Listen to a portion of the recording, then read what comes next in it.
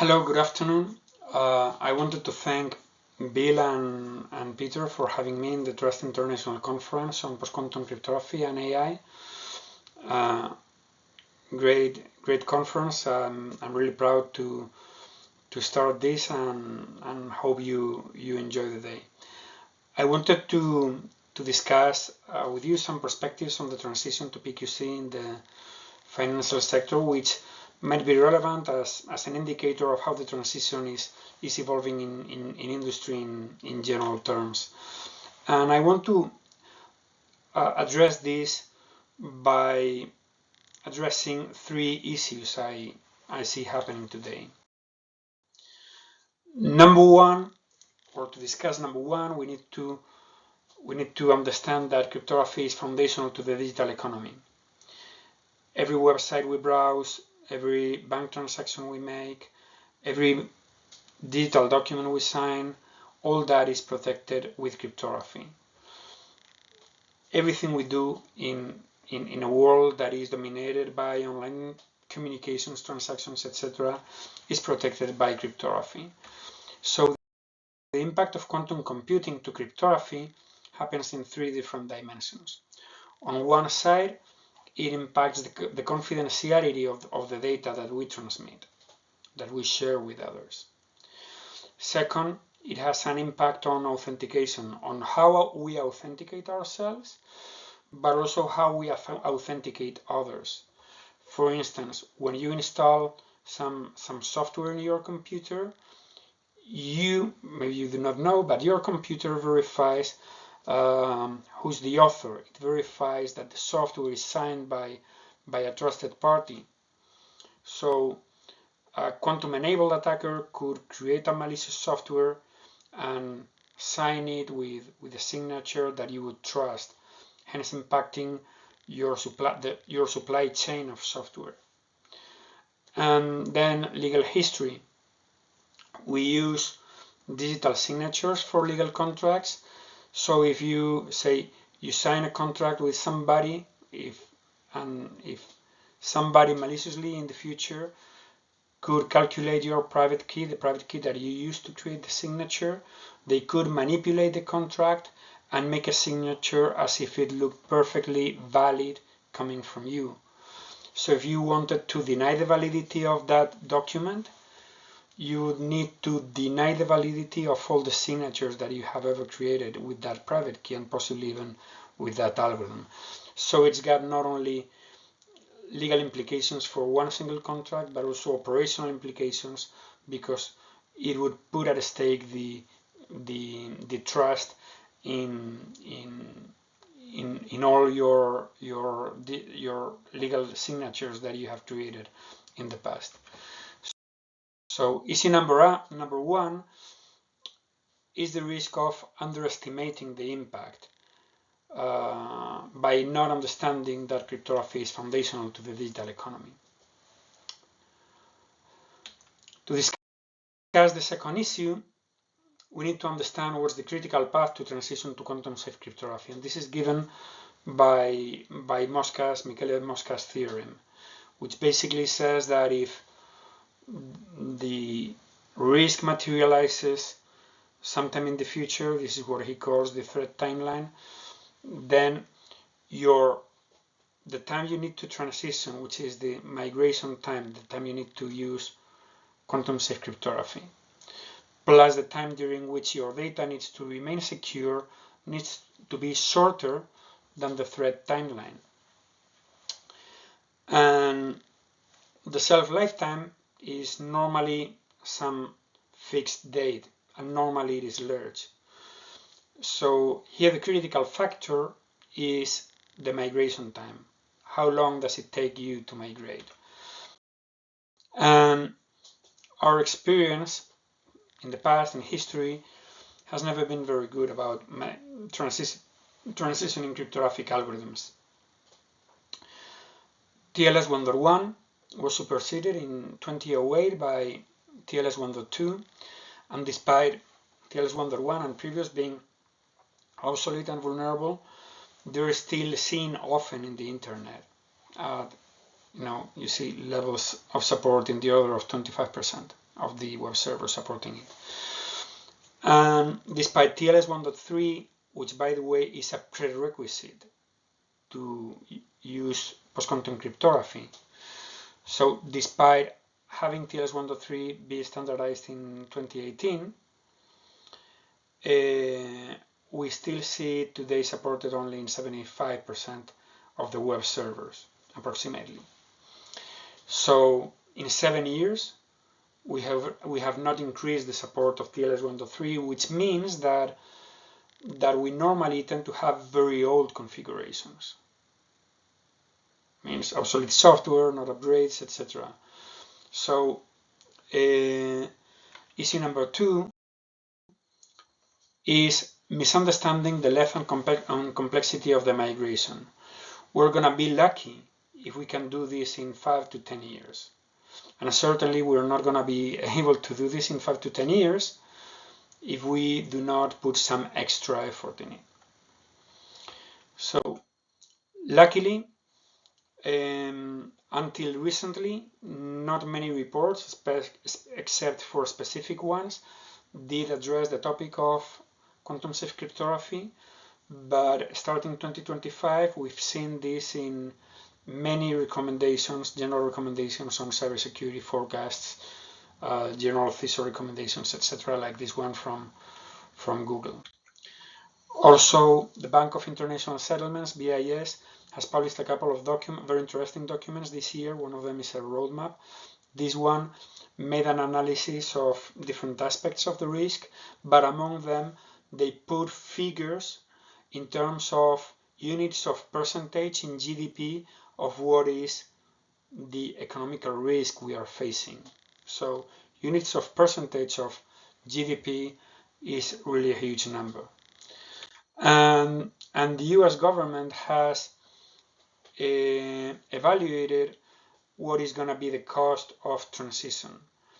And for non-national security systems, they expect this to be in the order of 1% of their yearly IT budget. Also, happily, we do have some regulations, specifically in the financial sector, like the European Union's Digital Operational Resilience Act and Payment Cards Industry, DSS. I don't remember what DSS stands for, but they're basically asking financial institutions to mature their cryptographic management.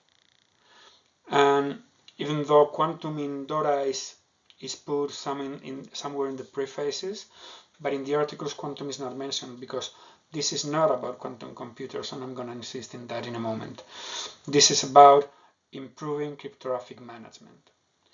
And as an example for that, let's see Article 6.4 in DORA says financial entities shall include provisions to update or change the cryptographic technology to ensure they remain resilient against cyber threats. That sounds like crypto agility, which is a concept that has gained traction under the migration to quantum safe cryptography arena. So despite all this, and despite awareness is growing, we still have an awareness issue. This report is from 2022 by KPMG and the National Security Agency from the German government, and they surveyed 100 big companies from Germany, asking them about Moscas theorem parameters. And the conclusion was that quantum safety will not be achieved in time by many of the survey participants. I think that as of today, some of the answers to these questions would look in better shape, but probably not as in better shape as they should be. What looks more concerning to me is that when asked, when does your organization plan to begin transitioning to quantum resilient cryptography, almost 30% said 5 years or more. So they do not plan to do anything in the short, medium term.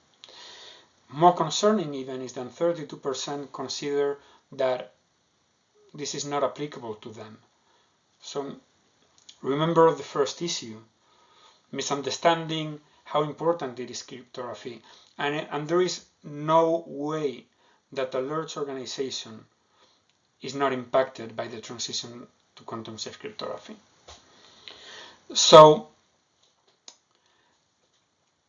this thing that, hey, this does not apply to me, we're gonna do this in the future, sometimes is favored by people making questions like, well, when is a cryptographically relevant quantum computer gonna exist? Is it ever gonna really exist? So maybe quantum computing is a hype.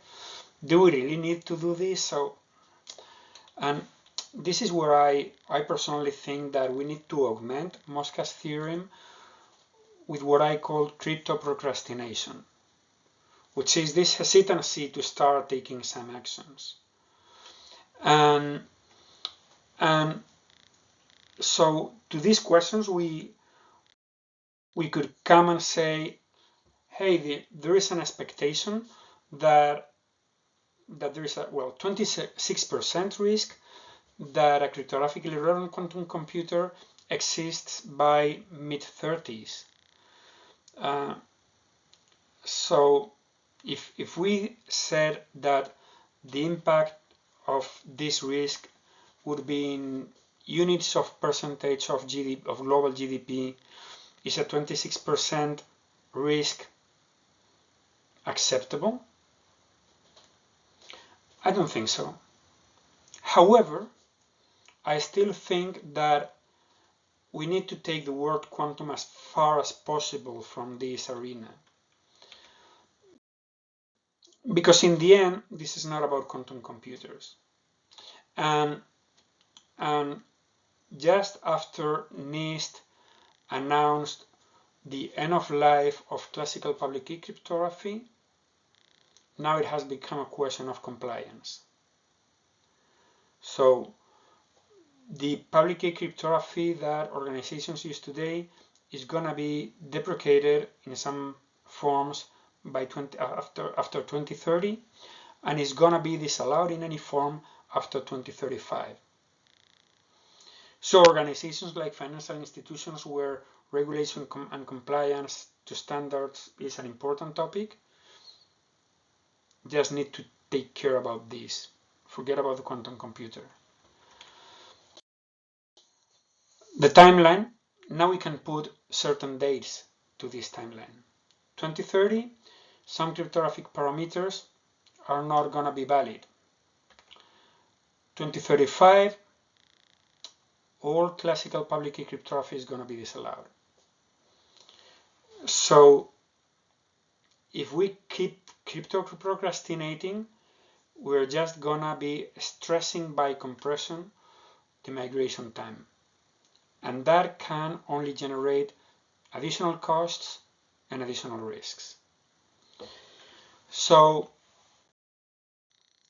the situation is that despite the risk might impact far in the future, let's say mid-30s, we're gonna start having compliance issues by 2030. And our capability to do something about it is now. Well, maybe yesterday. So organizations, chief risk officers, chief compliance officers need to frame this as an emerging risk. And this is the third issue, that still many treat the quantum threat as a long-term risk, not understanding that the capabilities to do something about it is now, despite the risk impacting in the future. The result of these three issues is, as the way I see it, is many experts without proper support from the organizations to drive meaningful, impactful actions, and then focusing on more urgent topics, focusing on, think about it, Will you find a CISO fired because of not investing in quantum safe cryptography in 2025? That is not going to happen. May we see a CISO fired because of a cyber attack or a ransomware attack? That could happen. So there is a lot of focus, among many other things. A lot of focus is translated also into lack of strategic programs. However, so hopefully this increase in awareness will translate into engagement. And this increase in awareness is evidenced by, for instance, the Institute of International Finance making in December last year a 3-day bootcamp, 1 day completely dedicated to quantum safety. Here you have representatives from HSBC, from Moody's, from Standard Chartered, JP Morgan, and Santander. Strong collaboration throughout the financial sector. The Europol Quantum Safe Financial Forum, which I'm proud to share as of today, has in the order of 55 members, where we discuss and collaborate to make the transition to quantum safe cryptography easier for everybody, avoiding duplicated efforts, sharing experiences, also sharing timelines. We issued in February this year, a set of recommendations which are much in line with the recommendations made by many other bodies to make this a priority, identify your dependencies and coordinate them, suggesting that we probably do not need more regulation, but we need some kind of guidelines to drive alignment in the sector, and underlining that this is not about quantum, but this is about improving cryptographic management, and also making a very strong call to collaboration, and because in no way the transition to quantum safety is a topic for competition. So another collaborative initiative is that one driven by the Post-Quantum Cryptography Work Group of FSISAC. FSISAC is the organization where the financial sector shares intelligence on cybersecurity. I'm really proud of the definition of crypto agility that we did, blending technical perspectives with business perspectives, because in the end, cryptography is there to serve a business purpose, and we do not need to forget about it. And this is also particularly important as you develop your program and you set your priorities, because in the end you need to understand what is the business impact of cryptography in the different use cases, so that you can establish your priorities and that you can design strategies to migrate. For instance, FSISAC has addressed one particular use case in a recent guideline on payment cards industry, highlighting some of the key ideas that you need to consider when preparing for the transition of payment card services. So in summary, there's been a lot of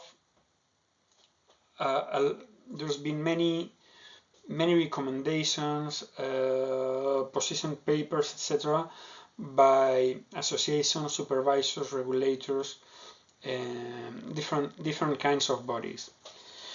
However, the most relevant issue is that, and this is a statement by the Deputy Governor of Banca d'Italia in a meeting we had in Rome in September 2024, 1 year ago, that despite growing awareness, a clear unified action plan to ensure a smooth and secure transition is still lacking. We are missing some plans. And some things are already changing. For instance, I told you before that awareness is growing and people are launching recommendations. So the Bank of Israel has been the first one as a supervisor that has issued not a recommendation, but a requirement for financial institutions under their jurisdiction to submit their transition plans. And possibly other supervisors will follow this as a way to nudge the industry into the transition. However, as the quote I mentioned before by from the G7 meeting in Rome said, there have been some timelines published. Many have been published this year, but you can see here I've selected just a few. So here you got the Canada, EU, and US timelines, which apply to the governments. The things in this graph in reddish colors are regulations, so are requirements, and the things in black or gray are recommendations and guidelines. So you see that there is all the different timelines are not exactly the same. The two lines below, these ones are specific to the financial sector. So the most concrete requirement that we have is that of Bank of Israel that have a plan by early 2026, but no specification afterwards. And with regards to other organizations, we got on one side Australia requesting not to use classical cryptography beyond 2030, and UK asking to just do planning until end of 2028.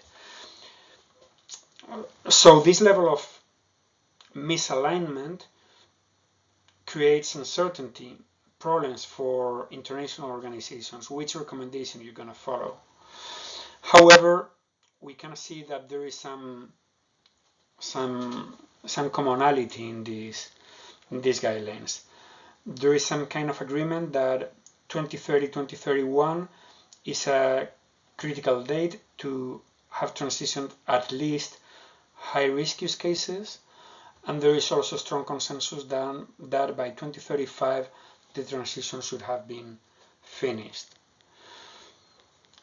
But also I personally always like to look at reality, so that reality does not negate what has been recommended previously. And we know that major web browsers have been supporting post-quantum key agreement to protect confidentiality since November 2024. Believe it or not, all of you are using post-quantum cryptography on a daily basis today. And key libraries like OpenSSL and Boring SSL and others support PQC by default since earlier this year. AWS CloudFront, which is AWS's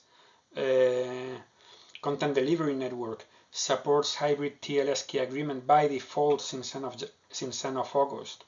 And Akamai already supports it as opt-in, and it will be default in the near future. So despite all these recommendations, all of you are using post-quantum key agreement on hybrid post-quantum key agreement on a daily basis today, because 50% of the top 10 websites in the world are supporting hybrid PQC today. And even though it may not be one of the top 10 of those in the top 10, I'm really proud to say that Open Bank, one of Santander's major brands, is supporting hybrid post-quantum key agreement already today. So when you browse to an open bank website, the confidentiality of that connection is secure against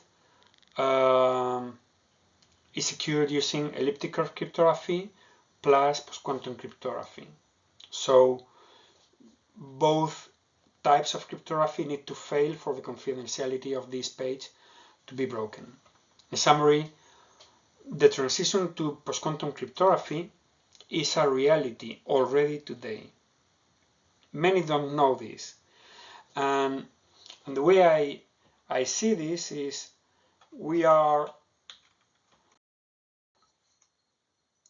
there is a marathon to run. And many think that there is a lot of time for the marathon to start, and so they may be still in their houses, or they may be entering their dressing rooms, and some others are starting to get ready and waiting for the gun to say it has started. Reality is that the race has started already, and so those still in the dressing room, or maybe in the underground station nearby, they should hurry, because in the end, as I said before, this is not competitive. Probably one of the easiest risks that we face is that we make the transition at different speeds, because one of the most important challenges is going to be backward compatibility. So maintaining, so you have rushed to, or you have made maybe not rushed, I do not recommend anybody to rush, but you have made your effort to transition to quantum safe cryptography when you've seen it is trusted, it is used as a standard in many places, it has been tested, etc. But you still need to maintain classical cryptography because many have not transitioned. What are you going to do? Disconnect them? What is the world going to do? Have the front runners disconnect from these low runners so that the system as a whole does not become insecure? Do we really? So we better not have a dual speed transition. The goal for this transition is that everybody arrives to the finish line at the same time. So the current status is that the transition has already started, but we still need a lot of alignment and coordination.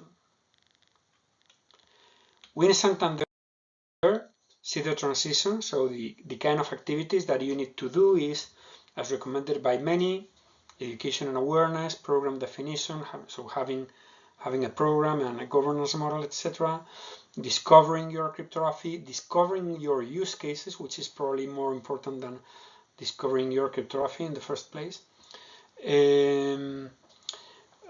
Preparing your plans and then executing them. And we see this happening in something like 3 waves. A wave number 1 where you do foundational activities, and those where you do not have external dependencies. Sometimes many people call this no regret actions. What are you going to be doing here?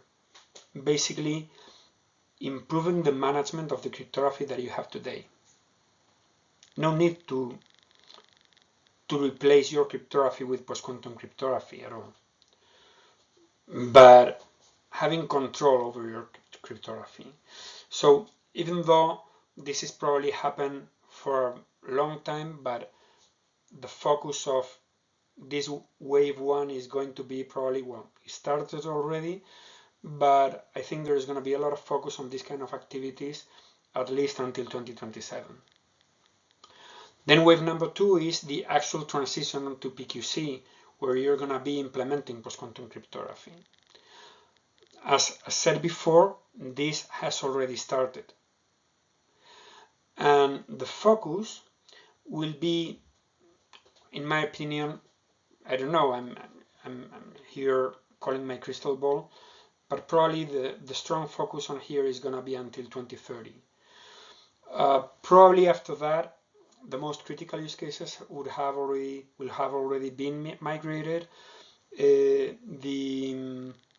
Many of our products and services are going to be using post-quantum cryptography as a default, and as we replace services and software, etc., the need for focused actions is not going to be as strong as before 2030. So it doesn't mean that it finishes in 2030, but the focus is going to be between 2025 2030. And then I see a cleanup phase where you make sure that you are no longer dependent on classical cryptography, that you eliminate all those unknown use cases and weird things. Maybe also here you are still going to be tackling with projects that are hugely complex. Imagine transitioning point-of-sale terminals. You need to replace hardware that is spread throughout the world. This is a very complex project from a cost perspective, logistic perspective, etc. So even though you start addressing that project today, you're going to be finishing it in the long term, because it impacts deprecation life cycles, etc. And so there's many things that you will need to clean up. So maybe, you know, we use MD5 in radius, so things like that. And as a hint, some of the things that you will need to focus on in this wave one is to update your cryptographic capabilities, make sure that you have the right talent, that you have a mature management framework, that you have mature policies, and that you understand the implications of post-quantum cryptography. Also, that you understand what you have in your hands, what is your landscape, what are your cryptographic use cases, what are your cryptographic assets. Make an inventory of both use cases and assets. Understand who are your stakeholders, what are your dependencies, what are their roadmaps. Identify what are your existing practices and upgrade them, homogenize them, and prepare for the transition. If you have different practices in your organization to sign a document, maybe you want to start consolidating them now. So instead of creating many different projects to transition just one use case, you aggregate all the practices of that use case in a single one, and then in the future you just migrate. You just have one migration. Besides all this, in Santander, we also see we have a strong spirit for collaboration, and our cybersecurity research team has created a couple of open source cryptographic discovery tools. One of them, CryptoBomb Forge, was co-created with Microsoft and GitHub, and helps you identify what's the cryptography that is embedded in your code and in the libraries that you import. So with this, you can create a quality assessment service in your development pipelines, so that new software is using the right cryptography. And maybe you can also explore the repositories for already deployed cryptography. And Cryptomon can help you identify the cryptography that is flowing in your network, and you can deploy it in a Raspberry Pi and take it around as an audit tool. And we have adopted TLS as one of our earliest use cases. So as an example, we have established our goals, which were to make, for instance, TLS 1.3 supported at 100%, eliminate obsolete versions. We inspected network traffic to understand client and server patterns and understand what's the real behavior that we have when it comes to TLS. We are inspecting configurations, and to do this we have not bought anything new. We are just leveraging the configuration compliance and vulnerability compliance tools that we have already deployed in the group. And then we have created our compliance models and created compliant configurations, hardening guides, and deployed controls to monitor how the transition evolves. Another interesting use cases is that of document signatures, because this will have an operational impact. So where today a classical signature is signed, for instance, with RSA, we can attach to it a post-quantum long-term validation timestamp, and possibly, this is not something we are certain to do, but we have tested it. We can notarize that document in a blockchain so that there exists quantum safe, independent, immutable proof of existence of the document in a moment when the signatures used were secure. So, as takeaways, the transition is a current regulatory imperative independent from the evolution of quantum computing. Everybody should get started by improving your cryptographic management. And you can already start the transition using widely available solutions, like, for instance, the earliest use case that you can adopt now is confidentiality protection on websites where you are containing confidential data, so you can protect them using hybrid PQC supported by major browsers. And possibly the most important thing is that we need alignment within the financial sector, but also probably we need alignment across all sectors, because in the end we live in a hugely interoperable world. So I thank you very much for your attention. This is my contact in LinkedIn, and hope you enjoy the rest of the conference. Thank you very much. Bye.